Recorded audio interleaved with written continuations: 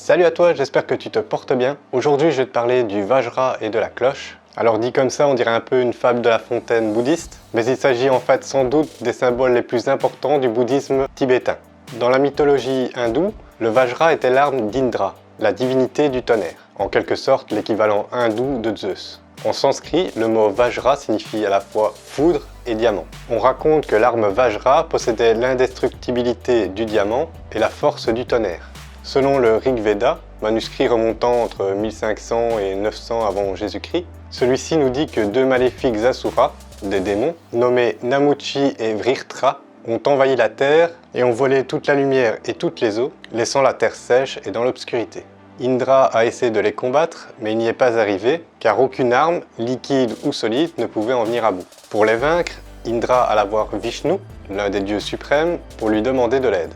Vishnu ordonna à Tvashtri, le divin charpentier, de forger une arme qui n'est ni solide ni liquide. Cette nouvelle arme, le Vajra, pouvait émettre des coups de tonnerre. Avec cette nouvelle arme, Indra put vaincre les deux Asuras et rendre à la terre la lumière et les eaux.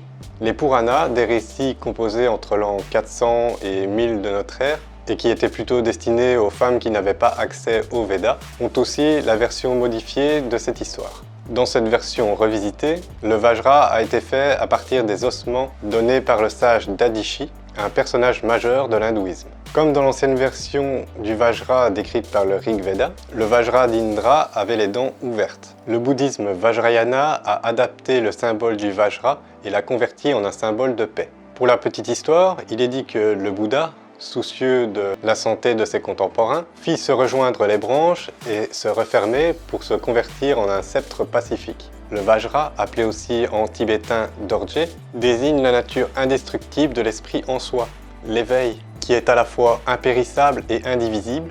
Lorsqu'il est associé à la cloche, le Vajra symbolise les moyens habiles et la compassion, tandis que la cloche représente la connaissance et la vacuité.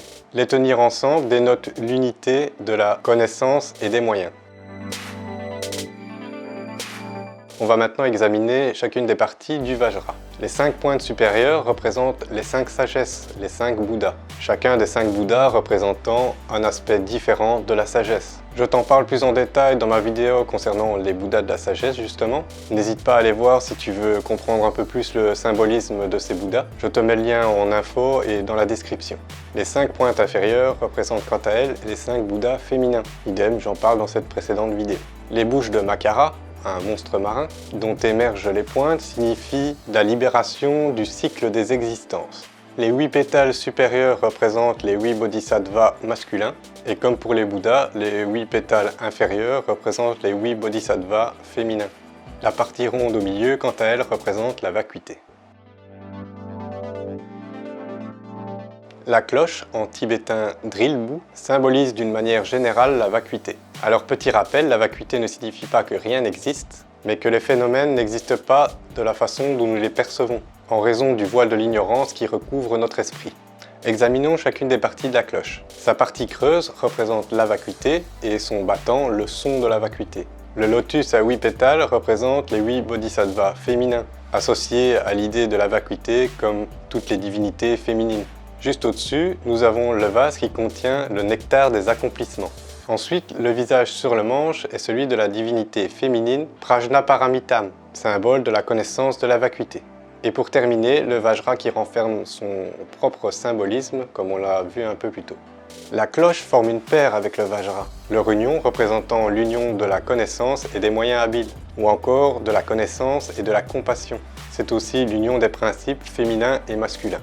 Vajra et cloche, en raison de leur très puissante fonction symbolique, sont fréquemment utilisés au cours de rituels, le Vajra étant toujours tenu de la main droite et la cloche de la main gauche.